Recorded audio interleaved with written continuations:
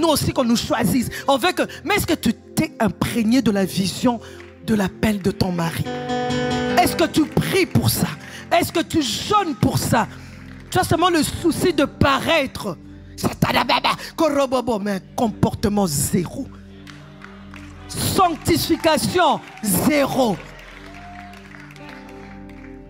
Que Dieu bénisse sa parole.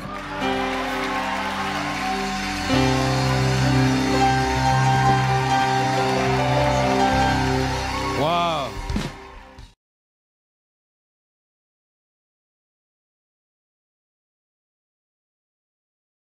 Est-ce qu'on peut mieux acclamer notre Dieu?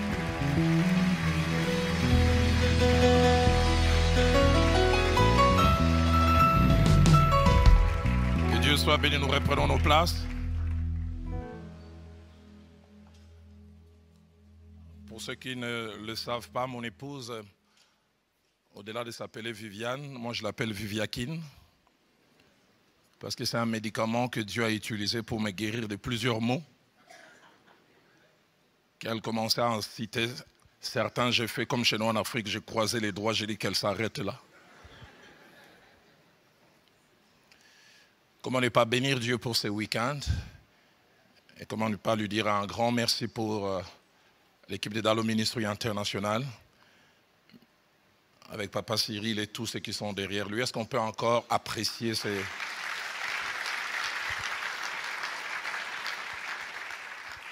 J'aimerais nous proposer 4 textes. Évangile de Matthieu au chapitre 11. Une lecture que nous allons faire en 2 temps, du verset 7 au verset 11e. Et puis après nous lirons le verset 18e. 11e chapitre de Matthieu, 7 à 11. Comme il s'en allait, Jésus s'est mis à dire à la foule au sujet des gens: qu'êtes-vous allé voir au désert? Un roseau agité par le vent? Mais qu'êtes-vous allé voir? Un homme vêtu d'habits précieux? Voici ceux qui portent des habits précieux sont dans des maisons des rois. Qu'êtes-vous donc allé voir? Un prophète? Oui, vous dis-je, et plus qu'un prophète. Car c'est celui dont il est écrit: voici, j'envoie mon messager devant ta face pour préparer ton chemin devant toi. Je vous l'ai dit en vérité, parmi ceux qui sont nés de femmes, il n'en a point paru de plus grand que Jean-Baptiste. Cependant, le plus petit dans les royaumes des cieux est plus grand que lui. Verset 18. Jean est venu, ne mangeant ni ne buvant. Ils disent, il a un démon. Matthieu au chapitre 3, et nous faisons aussi une lecture en 2 temps. Le premier verset d'abord, et puis la fourchette allant du verset 4 au verset 8. En ces temps-là parut Jean-Baptiste prêchant dans les déserts de Judée. Jean avait un vêtement de poils de chameau et une ceinture de cuir autour des reins. Il se nourrissait des sauterelles et des miels sauvages. Quel régime alimentaire! Les habitants de Jérusalem, de toute la Judée et de tous les pays des environs du Jourdain plutôt, se rendaient auprès de lui, confessant leurs péchés. Ils se faisaient baptiser par lui dans le fleuve du Jourdain. Mais voyant venir à son baptême beaucoup de pharisiens et des sadducéens, il leur dit: race des vipères, qui vous a appris à fuir la colère à venir. Produisez donc du fruit digne de la repentance. Avant-dernière portion, c'est l'évangile de Jean au chapitre 10. Et nous lisons 2 versets, les versets 40 ainsi que le verset 41. Au fait, c'est le verset 41 qui nous intéresse, mais je prends tous les contextes. Jésus s'en alla de nouveau au-delà du Jourdain, dans le lieu où Jean avait d'abord baptisé, et il y demeura. Beaucoup de gens vinrent en lui et il disait et soulignait: Jean n'a fait aucun miracle, mais tout ce que Jean a dit de cet homme est vrai. Et nous terminons avec Ésaïe au chapitre 8 et nous lisons le seul verset 12. Ésaïe 8, verset 12. N'appelez pas conjuration tout ce que ce peuple appelle conjuration. Ne craignez pas ce qu'il craint et ne soyez pas effrayés. Amen. Réussir dans le ministère avec son épouse et ses enfants, triple défi de tout serviteur de Dieu. Et en cette fin de matinée, en conclusion, je voudrais parler durant quelques minutes sur le sous-thème « Généralité sur la réussite dans le ministère ». Généralité sur la réussite dans le ministère. Ce message, tout en s'adressant à nous tous, s'adresse, je pense, principalement à deux publics que je peux appeler des sous-publics, permettez-moi les termes. Premièrement, les aspirants au ministère, le jeune dans le ministère. Ceux qui se savent appeler, qui sont en train de se préparer. Et je crois que ce message va servir d'équipement. Mais deuxièmement, ce message s'adresse à celles et ceux qui sont déjà dans le ministère, mais qui, entre guillemets, n'ont pas été corrompus par des mauvais clichés et des mauvaises idées au sujet de la réussite attachée au ministère. Ce message, comme vous allez le constater dans quelques minutes, aura l'impression d'être un contre-pied. C'est-à-dire, ce qui va dans une direction diamétralement opposée à une opinion répandue. Contre-pied, fait de penser, de voir et de concevoir des choses de manière opposée à une opinion répandue et même des fois populaire. Et je me base sur Ésaïe chapitre 8 au verset 12. Quand le Seigneur parlant par la bouche de son serviteur étrange, il nous appelle à une nomenclature différente. Il dit, le grand public appelle ça conjuration, et c'est vraiment ça. Mais vous, je vous impose. N'appelez pas ça conjuration. Et la Bible est un livre rempli de contre-pieds. Et Jésus en était beaucoup spécialiste. Dans Marc chapitre 12, versets 41 à 44, contre-pied de Jésus. Les gens viennent offrir, l'avait dit les riches donnaient beaucoup, et une femme donne quelques pièces, mais étranges. Jésus considère que la meilleure offrande, c'est celle de la femme. Contre-pied. Les gens qui regardent diraient à peine c'est ce qu'elle a donné. Contre-pied aussi, dans Matthieu chapitre 16, verset 21 à 23, que j'associe à Matthieu 26 au verset 50, contre-pied. Jésus appelle ami celui qui va les trahir, ami. Mais il parle durement à celui qui veut lui éviter le mal. Contre-pied. J'étais à la place de Pierre, je disais, mais je suis en train de l'aider. Il dit, arrière de moi, Satan. Mais Judas, qui a déjà les pièces en poche, il vient les saluer et dit, mon ami. Aidez-moi à poser la question au pasteur qui est à côté de vous. Il a un traître, il l'appellerait comment?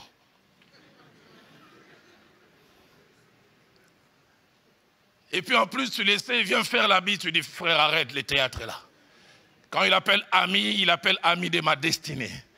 Celui qui m'amène à devenir celui que je dois, spécialiste en contre-pied. Et au travers de ces quelques minutes, comme j'ai dit, Dieu m'a amené à vous prendre un peu dans une sorte de contre-pied. Je parlerai simplement en 2 points. De voir d'abord ce que la réussite dans le ministère n'est pas. En 7 points, si le temps me le permet. Et je finirai en 5 points de parler de ce que la réussite dans le ministère est ou est censée être. 3 petites choses que j'ai dit en introduction. C'est que la fausse idée sur la réussite attachée au ministère a eu son certificat de naissance il y a 40-45 ans. Cette fausse idée n'est pas née il y a longtemps. Donc ça montre qu'on peut la tuer très vite. Elle date d'il y a 40-45 ans et étrange, c'est parti des États-Unis. Ça s'est répandu chez nous, c'est parti beaucoup au Nigeria. Et comme nous à Kinshasa, on importe beaucoup du Nigeria. Je me souviens d'un aîné pasteur qui disait à certains aînés, quand vous allez au Nigeria, certaines choses laissées à l'aéroport. N'entrez pas avec tout. Et dans la francophonie, il semble qu'il y a 20 ou 25 ans, cette fausse idée sur la réussite dans le ministère. La deuxième chose, c'est que Cette fausse idée, au départ, elle avait une bonne motivation. Elle avait comme motivation de corriger certains abus, certaines erreurs, et peut-être même d'équilibrer une mauvaise perception. Mais vous savez, on ne résout pas un problème en créant un autre problème. Le problème, c'est qu'en voulant corriger cette mauvaise perception, on a créé un autre problème. Troisième chose, c'est que cette mauvaise conception, elle fait beaucoup de rage, et surtout avec la jeune génération, parce que c'est le seul langage qu'ils ont entendu. C'est le seul modèle auquel ils ont été exposés. Cette chose qu'elle a réussi dans le ministère n'est pas. Premièrement, la réussite dans le ministère n'est pas la renommée ou la popularité. Le fait que l'on soit connu, que l'on parle de nous, qu'on ait une considération associée aux éloges, répandue sur notre bonne opinion. Et en plus, il y a des renommées vraies et puis il y a des renommées créées. Les jeunes serviteurs de Dieu aujourd'hui vivent de vues. À peine il a prêché le premier réflexe, il y a eu combien de vues?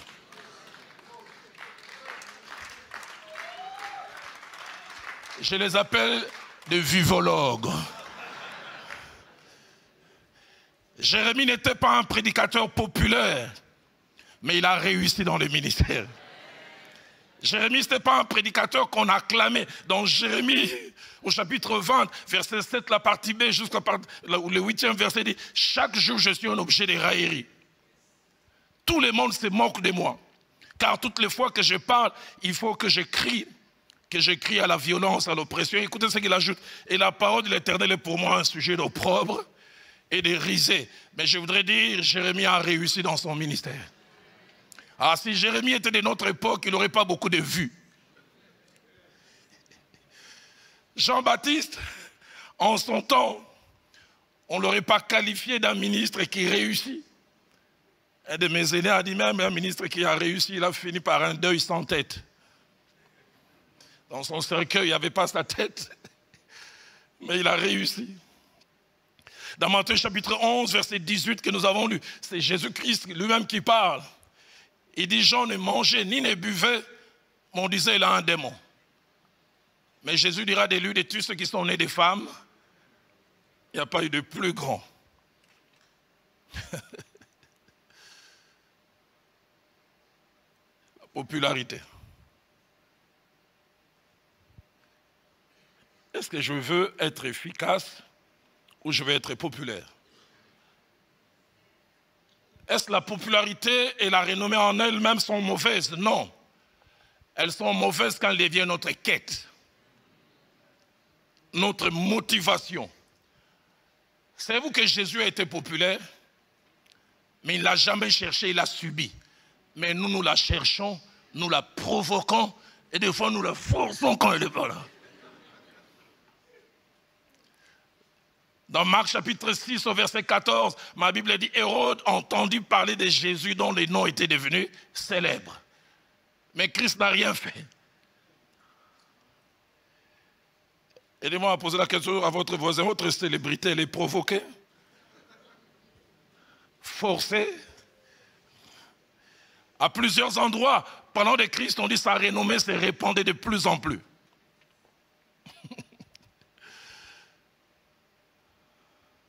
Pour montrer l'impact du ministère de Jésus associé à la popularité, Marc 1, 37, un jour il finit son temps de prière, Pierre et les autres viennent lui dire, tous te cherchent. Marc 1, 32, il arrive à Capernaum, il avait dit, toute la ville était assemblée devant sa porte, il n'y avait ni Facebook, ni Internet, mais des bouches à oreilles.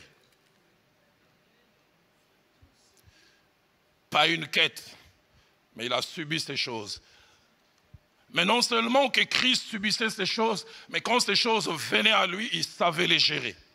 Étrange. Jésus, il fonctionnait comment? Il fait un miracle et dit à quelqu'un, n'en parle pas. Oh! Pour quelqu'un qui veut être connu. Je me souviens d'un pasteur chez nous, il avait prié pour une maman, 25 ans de stérilité. Et la femme a eu des jumeaux. Et le jour où la femme vient témoigner, elle dit, un homme de Dieu a prié pour moi. Les pasteurs disaient, est-ce qu'il n'a pas de nom?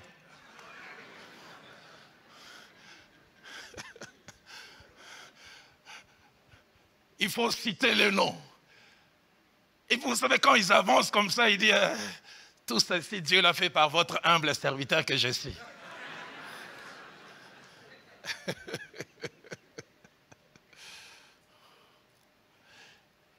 Et ce qui est étrange, Jésus des fois a refusé la popularité. Dans Jean chapitre 6, verset 15, Christ vient d'accomplir un grand miracle. Allez, je paraphrase ça et puis j'essaie d'imaginer. Les gens commencent à se promener avec des pancartes. Jésus, président. Jésus, président. Il a tellement le vent en poupe. Ma Bible dit, sachant qu'ils allaient venir l'enlever pour le faire roi, il se retira de nouveau sur la montagne seul. On veut les propulser encore plus loin.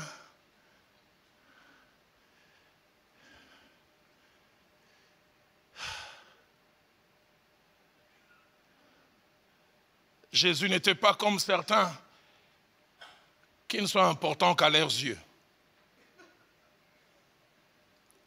Un homme de chez moi en Boujima, il a dit, moi je suis évêque, ma femme est évêquette, mes enfants sont évêquetettes.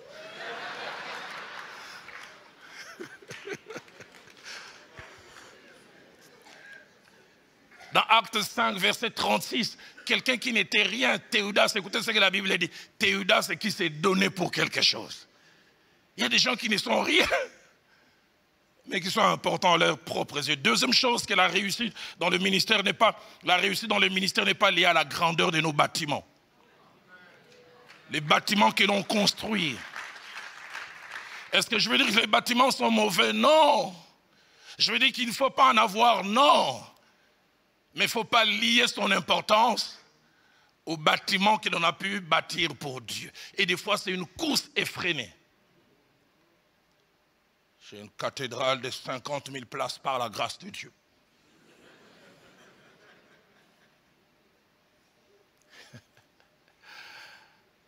Un aîné à Kinshasa qui attire des grandes foules. Un jour, je le vois passer à la télé avec un côté dédaigneux qui apparaît déjà sur le visage et imbu de lui-même. Il dit, ici à Kinshasa, les autres sont des églisettes. Il n'y a que moi qui ai une église. Et j'ai dit, église quoi? Il dit, églisette. De petites boutiques. Seigneur, épargne-moi d'associer mon importance à l'importance de quelques bâtiments. J'insiste, je ne dis pas qu'il ne faut pas en avoir. Jean-Baptiste, de qui la Bible dit qu'il était l'homme le plus important, vous savez, sa cathédrale, c'était quoi? Les déserts. Marc chapitre 3, verset 1 dit, en ces temps-là, parut Jean-Baptiste qui prêchait dans les déserts. Je suis la voix de celui qui crie. Sans cathédrale, mais l'homme le plus important. Sans salle climatisée, mais l'homme le plus important. Et si vous ne le savez pas, Jésus n'a pas laissé des bâtiments. Combien de fois nous tombons dans ces pièges, nous nous sentons importants par rapport à ce que Dieu permet que nous puissions construire. Et des fois, nous nous sentons moins importants parce que nous n'avons pas aussi un grand bâtiment. La vraie réussite ne se lie pas à ça. Troisième chose, que la réussite dans le ministère n'est pas toujours liée au nombre de miracles accomplis au surnaturel. Je ne sais pas d'où ça vient. Tu rentres dans le bureau de certains hommes de Dieu, tu trouves des béquilles. Des chaises roulantes. Pierre n'a pas fait ça. Paul n'a pas fait ça, à moins que vous ayez inversé. Peut-être que vous, Dieu vous a inspiré. Alors, l'inspiration, je ne vais pas me battre.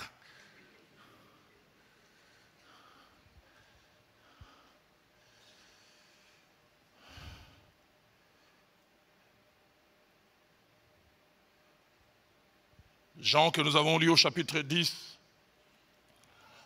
au verset 41, parlant de Jean-Baptiste, dont il est parmi les plus grands. Il avait dit, il n'a fait aucun miracle. Jean-Baptiste n'a même jamais prié pour quelqu'un d'enrhumé et ça a marché. Est-ce que, Roland, il ne doit pas y avoir de miracles? Ce n'est pas ce que je veux dire. Je veux dire, n'associons pas cela à toutes ces choses. Un homme de Dieu que Dieu a commencé à utiliser merveilleusement, le surnaturel. Un jour, il a invité dans une église et il a commencé à avoir l'habitude, parce que Dieu l'utilisait beaucoup. Il ne vient pas assister au culte, il vient simplement 5 minutes avant la prédication. Et puis juste quand on lui demande de prêcher, il marche comme un célèbre catcheur de chez nous. Et Dingwe Motonangenge. Et on doit dire, voici celui qui vient au nom du Seigneur. Et il avance. Et ce jour-là, il monte, il dit, cette église existe depuis combien de temps? On dit 20 ans, il dit, cette église n'a jamais existé, elle commence avec mon message. Parce que dans mon ministère, le surnaturel est naturel. L'extraordinaire est ordinaire. Il dit, vous allez voir des choses que vous n'avez jamais vues. Il prêche 30 minutes, puis il demande à tout le monde de fermer les yeux. 5 minutes, pas de surnaturel. 10 minutes, pas de surnaturel. 15 minutes, pas de surnaturel. Il dit à tout le monde, fermez les yeux. Il va vers le pasteur titulaire et dit, tous les jours n'est pas dimanche. Il y a des jours où les anges du surnaturel chôment, sûrement aujourd'hui. Je reviendrai le jour où ils seront en travail. Et il dit au pasteur, attends que je sorte, et puis tu vas demander aux gens d'ouvrir les yeux. Et il a commencé à marcher calmement, très calmement, hyper calmement. Mais juste quand il voulait sortir, une dame de 80 ans saisie par l'esprit, les touche à l'épaule et dit, ainsi dit le Seigneur. Si tu étais entré comme tu es en train de sortir, Dieu t'aurait fait sortir comme tu es entré.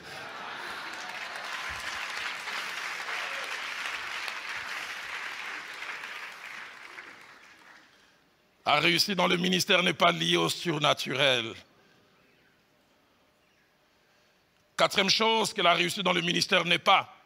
La réussite dans le ministère n'est pas liée aux avoirs ou au standing social que le ministère nous accorde. Aujourd'hui, le ministère réussit à avoir un jet privé. Est-ce que je dis c'est mauvais en avoir? Ce n'est pas ce que je veux dire. Mais on lit cela. Parce qu'il a un jet privé, il a réussi. C'est voyager en first class, en business. Et j'aime bien voir les jeunes serviteurs de Dieu chez moi. Ils ne mettent jamais des photos quand ils sont en classe économique. C'est quand ils sont en business, votre humble serviteur. J'ai vu un écrit là où il y a la grâce, il y a la graisse.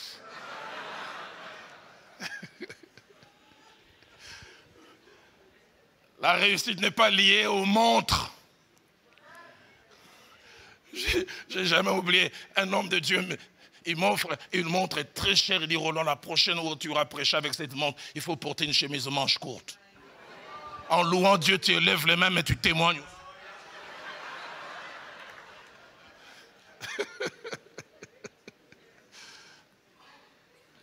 La réussite n'est pas liée au quartier où on habite. Parce qu'on habite tel endroit à Neuilly, 16e arrondissement.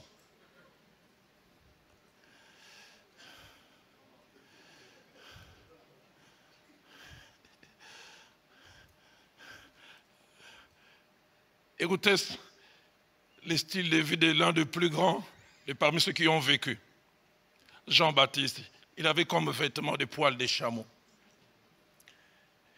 Et une ceinture autour des reins. On le verra, on dirait que c'est un féticheur africain. Non seulement africain, mais du village. Il ne mangeait pas dans les restaurants 5 étoiles. Il se nourrissait des sauterelles sauvages. Quelqu'un a dit que sa description a été transmise de génération en génération aux sauterelles. Il disait, faites attention, vous voyez un type comme ça. Seigneur, aide-nous à lier la réussite pas à ces choses. Ah, un jour je suis à New Delhi, j'avais accompagné mon épouse pour un problème de santé et je devais retourner sur Kinshasa. J'étais avec 5 autres serviteurs de Dieu et on annonce les passagers à destination de Nairobi sont appelés à embarquer et comme d'habitude, ceux qui sont en business class, j'étais avec 5 autres serviteurs de Dieu, les 5 sont partis. Et l'homme me demande, Roland, tu restes? Je dis oui. Pourquoi? Je dis, je suis en classe économique. Ils n'ont rien dit. Je vis un jeune homme congolais qui m'a suivi, il me dit, mais pourquoi tu n'es pas parti? J'ai dit, je suis en classe économique. Il m'a dit, tu es encore à ce niveau. Si Dieu bénit, permet que je sois en fait, soit en business, pourquoi pas? Mais je ne vais pas forcer les choses. Vous savez, la meilleure, je vais choquer certains. Il y a 3 mois, mon épouse, je devais aller prêcher quelque part et les embouteillages de Kinshasa, on dirait des démons. Affrétés à ça. Et j'étais à 600 mètres. Et je traînais là depuis 30 minutes, mais dans 10 minutes, je dois prêcher. Je regarde mon chauffeur, je dis, je prends la moto. Jet privé. Il me dit, non, je me souviens quand je prends la moto, un autre pasteur dit, oh là, c'est pas de ton niveau. J'ai dit, c'est du niveau de Jésus.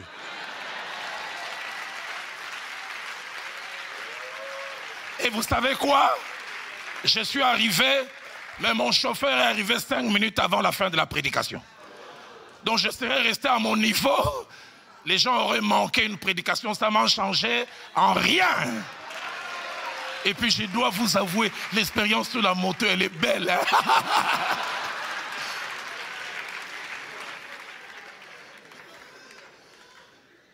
Sixième chose, que la réussite dans le ministère n'est pas. La réussite dans le ministère n'est pas liée à l'appréciation ou à la façon de voir des hommes. J'étais il y a quelques années choqué à Kinshasa par des prix, dans un célèbre prix, Mwanamboka. Très bien, il fasse dans d'autres domaines. Mais j'entendais les prix du meilleur pasteur. Et le meilleur pasteur choisi par quel jury? Et je vois des gens venir recevoir ces trophées avec un grand sourire. Des gens qui n'ont aucun critère biblique. Non, je préfère que le monde soit silencieux, mais que le ciel puisse déclarer ma grandeur.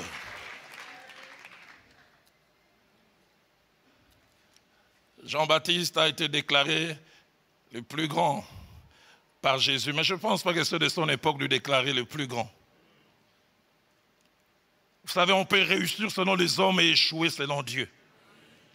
Mais on peut aussi échouer selon les hommes et réussir selon Dieu. Septième chose que la réussite dans le ministère n'est pas, c'est que la vraie réussite dans le ministère ne se mesure pas de notre vivant. La vraie réussite dans le ministère se mesure après nous. Qu'est-ce qui va rester après vous? Quel est le ministère étoile filante? Il est bon que dans notre ministère, nous soyons comme Hébreux 11, verset 4, le dit d'Abel, quoique mort, ses œuvres parlent encore. Les gens qui ont réellement réussi dans le ministère, ils continuent à être présents malgré leur absence physique. À cause de la qualité du travail qu'ils ont eu à abattre. Qu'est-ce qui restera de vous après 5 ans? Qu'il y ait des ministères qui sont centrés sur un seul homme.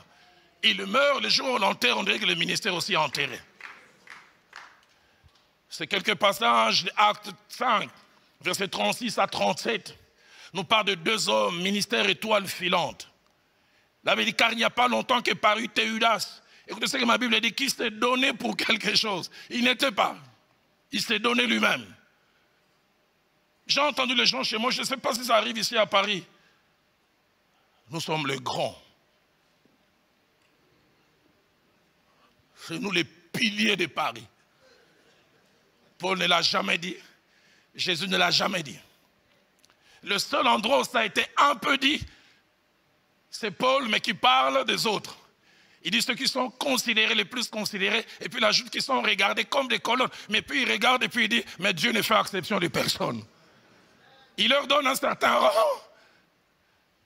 Mais toi, c'est toi-même qui te donne ça. Un ami pasteur me relate, il invite un autre. Il dit, j'invite le pasteur, il est fâché, il dit, révérend, tu as laissé à qui? Donc pour le présenter, il fallait dire révérend, pasteur. Et chez moi au pays, c'est la guerre des titres, il y a des généraux, prophètes majeurs, parce qu'il y a des mineurs, il y en a tellement. Car il n'y a pas longtemps que parut Théudas qui s'est donné pour quelque chose. Et la Bible dit auquel se rallièrent environ 400 hommes. Écoutez ce que ma Bible dit, il fut tué et tous ceux qui l'avaient suivi furent mis en déroute et réduits à rien. Quelques années après, vous demandez, est-ce que vous connaissez un certain Théudas? Les gens disent, Théo quoi? À peine quelques années, tout effacé. Et puis on parle de Judas, qui a évolué à l'époque du recensement. Il attira aussi du monde à son parti, il périt aussi. Et tous ceux qui l'avaient connu furent dispersés. Alors, Qu'est-ce donc la réussite dans le ministère selon Dieu? 5 choses que j'aimerais dire rapidement. La réussite dans le ministère, c'est un ministère exercé par quelqu'un qui, au-delà des résultats, est connu et approuvé par Dieu. J'aimerais insister, connu et approuvé par Dieu. Dans Matthieu chapitre 7, versets 22 à 23, la Bible nous parle des gens qui ont eu des résultats, j'ai dit apparents. N'avons-nous pas prophétisé? On les appelle les prophètes majeurs. N'avons-nous pas chassé des démons? N'avons-nous pas fait beaucoup de miracles? Ma Bible dit, Jésus leur dira 2 choses. La première, je ne vous ai jamais connu. Connu pour ce qu'ils ont fait, épatant les gens, mais pas connu du quartier général du ciel. Et puis de 2, il ajoute, éloignez-vous de moi, retirez-vous, vous qui commettez l'iniquité. Et là, je m'arrête, j'ai dit, ah bon, on peut prophétiser tout en commettant des iniquités? Ce n'est pas incompatible. Les vrais serviteurs de Dieu, c'est celui qui, selon Isaïe chapitre 11, verset 3, la Bible dit, il respirera la crainte de l'Éternel. Que Dieu nous donne des hommes qui, au-delà des résultats, sont connus de Dieu et approuvés par lui. Je voudrais tellement un jour avoir cette assurance que les témoignages que le Seigneur a rendus sur Job, dans Job chapitre 1, verset 8, quand il parlait du diable et qu'il efface aussi des moi, il dit, as-tu remarqué mon serviteur? Waouh! Ça, c'est le plus beau compliment que je voudrais avoir de la part de Dieu. Que Dieu tape sa poitrine en disant au diable, as-tu remarqué Roland Dallot? Le monde n'entendra pas ça, mais le monde spirituel entendra cela. Il n'y a personne comme lui sur la terre. C'est un homme intègre, droit, craignant Dieu. Deuxième des choses, attaché à un ministère réussi, c'est un ministère qui s'occupe et se préoccupe d'abord, dites avec moi d'abord, de l'avancement du royaume des cieux et pas de toute autre chose. Aujourd'hui, plusieurs ne servent pas Dieu, mais plusieurs se servent de Dieu.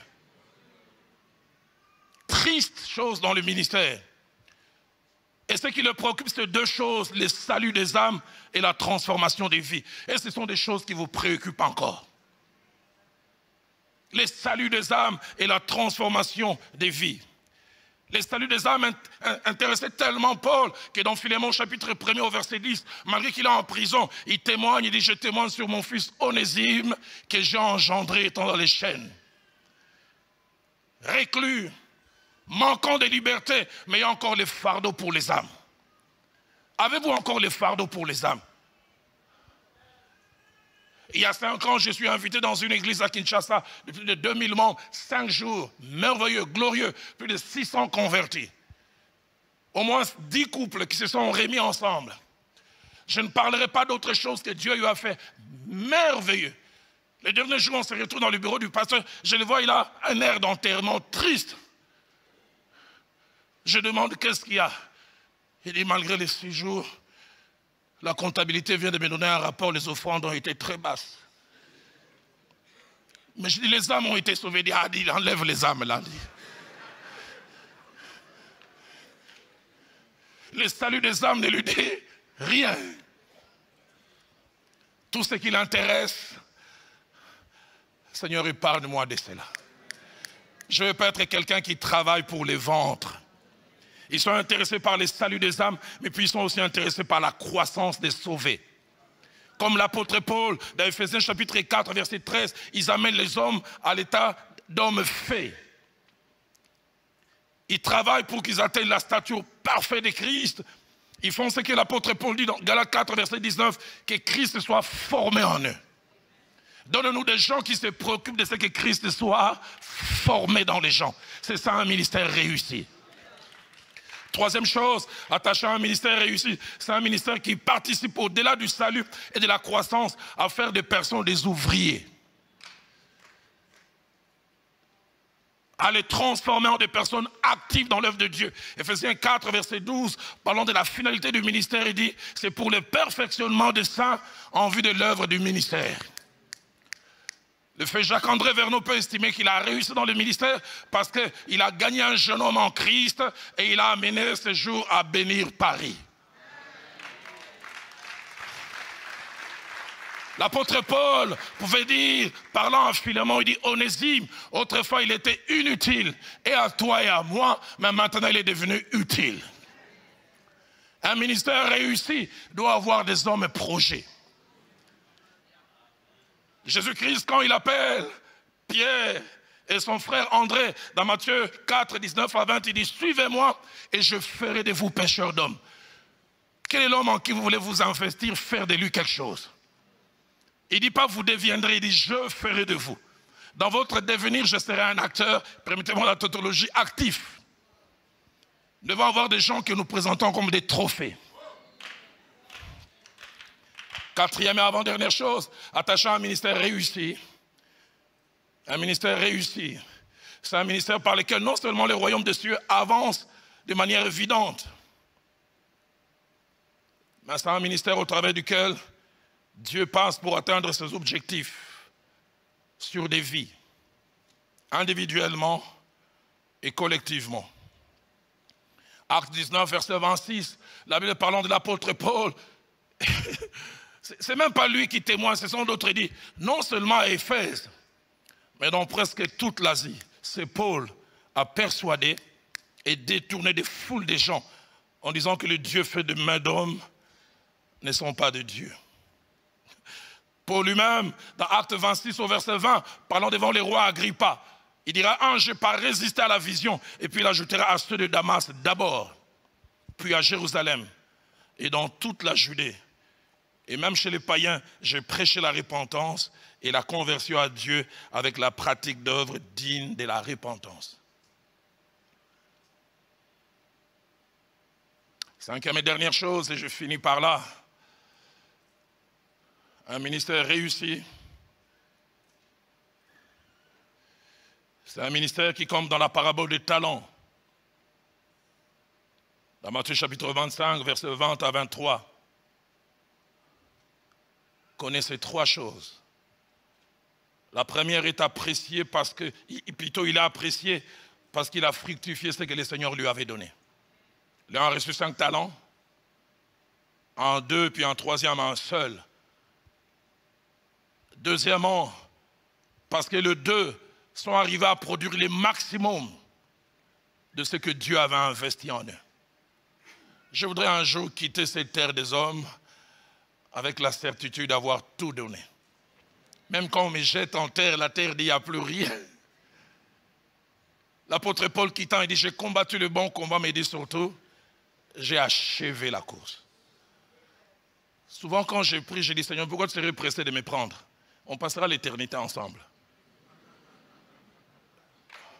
Laisse-moi faire ton travail.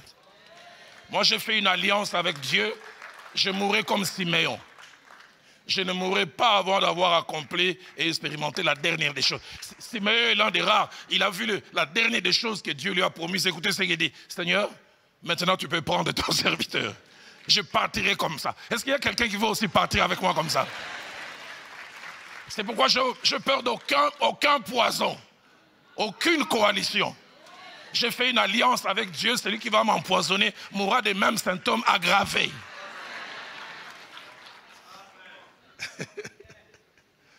Sortir le maximum. Mais troisième chose, c'est recevoir l'approbation. Il les appelle bons et fidèles serviteurs. Bon veut dire utile. Qui a servi à quelque chose, il dit fidèle. Tu es resté dans la trame voulue par Dieu. Ah, combien Dieu veut que nous puissions avoir des ministères réellement réussi. Pas réussi selon le monde, mais réussi selon Dieu. Que Dieu nous donne une génération qui peut avoir toutes ces choses, mais qui peut craindre Dieu. Je suis arrivé au Nigeria pour la première fois en décembre 2010. J'ai été frappé. J'étais avec le bishop Oyedepo. Et je me souviens, par respect, je l'ai appelé grand serviteur de Dieu. Il ne m'a pas corrigé, il m'a sermonné. Il me dit, je ne suis pas un grand serviteur de Dieu, Je suis un serviteur de Dieu et un grand Dieu. Et j'en avais eu pour mon compte. Et les dimanches finis, je prends rendez-vous avec son père spirituel Adeboy, qui à l'époque, en 2010, avait un lieu de culte réunissait chaque week-end, chaque dimanche, 500 000 personnes. On me dit maintenant, il a 1 500 000. Et moi, à l'époque, j'avais 2000 membres à Philadelphie, à Kinshasa. Il m'a fixé rendez-vous un lundi à 10 h. Il m'a dit, you Zairian, il faut venir à temps parce que vous avez des horloges qui fonctionnent à l'envers. J'ai dit, comme on a déjà mauvaise réputation, je vais essayer de contourner ça. À 10 h moins 10, j'étais déjà là. À 10 h juste, il n'arrivait pas. À 10 h 05, il n'arrivait pas. Il est arrivé à 10 h 15. Mais je n'ai jamais oublié. Quand il arrive, permettez-moi d'en parler ainsi, cet homme élevé, il me voit, il dit, Pasteur Dallo, baissant la tête, gêné. Brother Dallo, I'm so sorry for being late. À la limite, comme s'il voulait tomber. Dans ma tête, je me disais, 500 000 membres s'excusent devant 2000. Et ce qui me frappait, ce n'était pas des excuses protocolaires, les mains en poche. Brother, excuse me. Il y avait beaucoup d'embouteillages. Gêné. J'ai dit, Seigneur, il est possible d'être élevé comme ça et de garder des valeurs.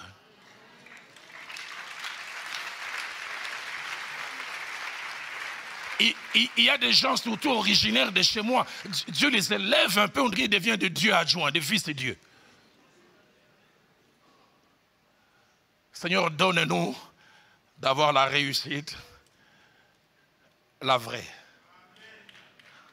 Je sors un jour, j'ai invité 3 hommes de Dieu, vous allez monter ici. Ils représentent 3 générations de serviteurs de Dieu. Les aspirants, Dr Christophe, celui qui fait quelques pas dans le ministère, pasteur Nomak, et puis celui qui a plusieurs années. Tout à l'heure, quand nous allons nous lever, ils prieront pour nous. Je les invite déjà à s'avancer derrière moi. Je vous invite aussi à vous lever, on va finir. Je suis en 95, j'entre avec mon pasteur, fait Jacques-André Vernon, au grand temple de Kinshasa, le temple du centenaire. Et alors que nous entrons, une dame vient nous accoster. Elle se met à me dire, jeune homme, cet homme, c'est un homme de Dieu. Le surnaturel a toujours accompagné son ministère. Il dit, j'étais paralysé durant 8 ans, quand il est venu en 64 prier à la place de Sainte-Thérèse. Il ne m'a même pas touché, il a à peine touché des sortes de brancards sur lesquels j'étais couché. Et je me suis levé. 2 choses m'ont frappé. Cette femme parlait. Le pasteur Vernon était presque gêné qu'on en parle. Et quand la femme a fini, il a dit, dans le, il ne faut pas suivre ça, allons-y. Je suis resté là, j'ai dit, waouh.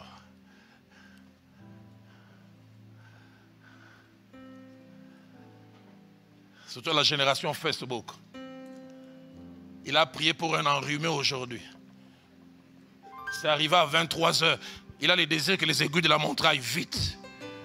Et puis il mettra ça demain. Voici les signes qui accompagnent votre humble serviteur. Humble quoi? Cet endroit est devenu un endroit d'arrogance. Un endroit de fabrication des stars. La vraie star doit être Jésus.